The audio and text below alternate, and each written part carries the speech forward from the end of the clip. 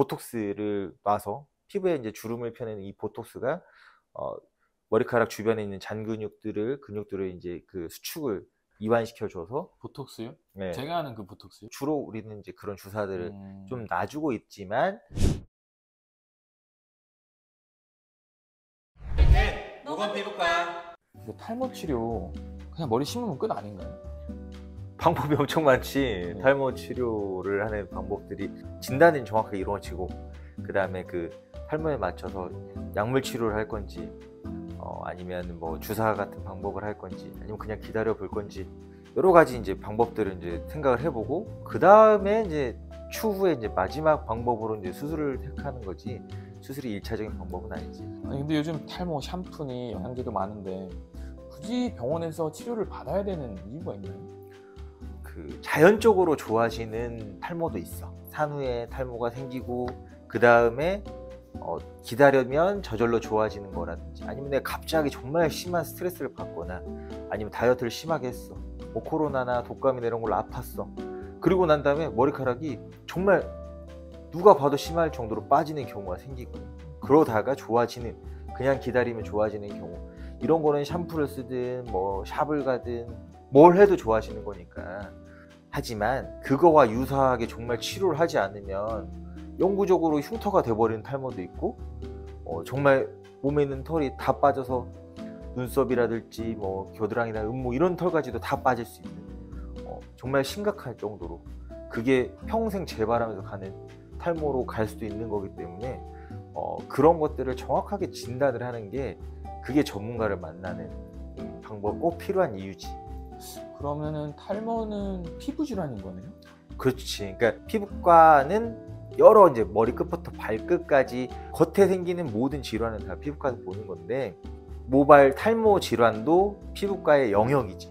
엄밀히 말하면 다. 그래서 세계 모발학회 이런 게 다 피부과 의사들이 주축이 돼서 이루어지는 거죠. 피부과 전문이면 다 탈모를 잘 하겠네요? 아무래도 다른 과보다는 피부과 전문의들이 가벼운 탈모를 진단을 하고 치료는 잘 할 수 있겠지만, 탈모를 전문으로 보지 않는 병원들도 있을 정도로 탈모를 전문으로 보는 교수가 많지 않고, 그러다 보니까 전공의 때도 탈모 진단을 많이 보지 않은 그런 전공의들도 많이 있지. 그래서 피부과 전문의를 따고도 탈모는 좀 어려워해서, 나처럼 피부과 전문의를 하고 그냥 아예 탈모만 전문으로, 이런 경우들은 굉장히 드물지. 10년에 한 명 있나? 피부과 전문의들 중에서. 왜냐면 탈모가 굉장히 심각한 문제잖아요. 자존감을 그냥 가져가는 문제인데. 많은 사람들의 관심도 있고, 병원들도 정말 많이 생겨났는데, 그러한 이제 탈모를 전문으로 병원들은 대부분 다 모발 이식이라는 수술을 가장 그 마지막 치료법으로 가지고 있으면서, 그 치료법으로 이제 수익도 내고. 근데 피부과 전문의들은 레이저 많이 하잖아. 뭐 보톡스 필러도 많이 할 뿐 아니라 뭐 레이저도 하고, 그러다 보니까 탈모를 하기에는 시간이나 뭐 이런 뭐 경제적인 원리를 따졌을 때 굳이 탈모 치료도 너무 방대하고, 너무 이제 그 환자들의 시간과 비용을 뺏어가면서 효과도 없는 너무 많이 권하는 뭐 이런 경우들도 있기는 하지. 약물 치료는 어떤 식으로 진행을 하고, 주사 치료는 저희는 뭐뭘 하고 있는지 좀 간략히 설명해 주시면 좋을 것 같아요. 지금 남성형 탈모 물어보는 거잖아. 우리가 흔히 말하는, 우리 병원 와서 수술로 이어지는 그 남성형 탈모 환자들을 이제 물어보는 건데, 탈모 약은 우리가 쉽게 얘기하면 탈모 스위치를 꺼주는 거지. 탈모가 진행이 되는 길목을 차단을 해서 더 이상은 탈모가 진행하지 않고, 진행이 된 것도 어느 정도 좀 좋아지게 만드는 게 약물 치료의 이제 가장 근본인데, 다들 이제 많이 들어봐서 뭐 프로페시아, 뭐 아보다트, 뭐 카피약들 여러 가지들을 알기 때문에 사람들이 약을 먹는 거는 탈모가 있으면 먹는 거다, 수술하면 먹는 거다 이렇게 생각하는데, 수술을 하고 꼭 먹어야 되는 건 아닌 거는, 탈모가 아닌 사람들도 수술하기 때문에 요새는 미용적으로 그런 분들은 이제 약을 먹지 않아야 되고, 정말 탈모가 있다면 약을 먹어서 그 스위치를 끄고 다시 좋아지는 과정을 가는 게 필요한 거고, 약물 치료를 하지 않고 이제 뭐 주사나 이런 걸로 그거를 대체할 수는 없는데, 피나스테르 성분에 그런 뿌리는 약도 나와가지고 약을 정말 먹는 게 거부감이 있는 분들은 남성형 탈모가 있다면 뿌리는 치료가 스위치를 완전히 끄지는 못하지만 그래도 반은 누르고 있지 않을까 생각보다. 그리고 효과 있는 분들이 있거든. 그래서 그런 거라든지 아니면 이제 그 요새 많이들 하는 게 그 머리에 이제 주사 놓는 치료들을 많이 하지만 예전부터 뭐 메조테라피 해가지고 미녹시딜이 혈관을 확장시키면 그걸로 인해서 머리카락의 혈류량이 증가하고 그 머리카락 성장에 도와준다.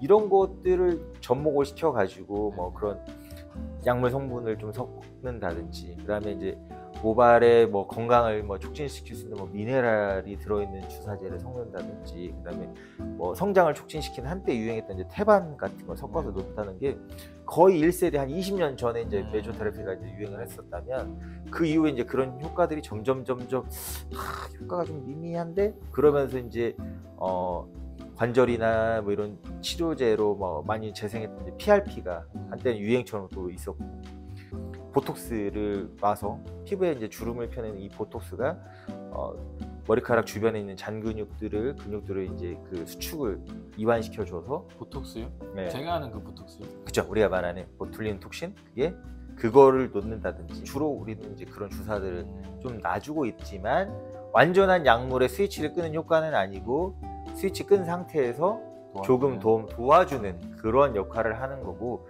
이게 근본적인 해결책은 되는 게 아니기 때문에 사람들이 잘 알고.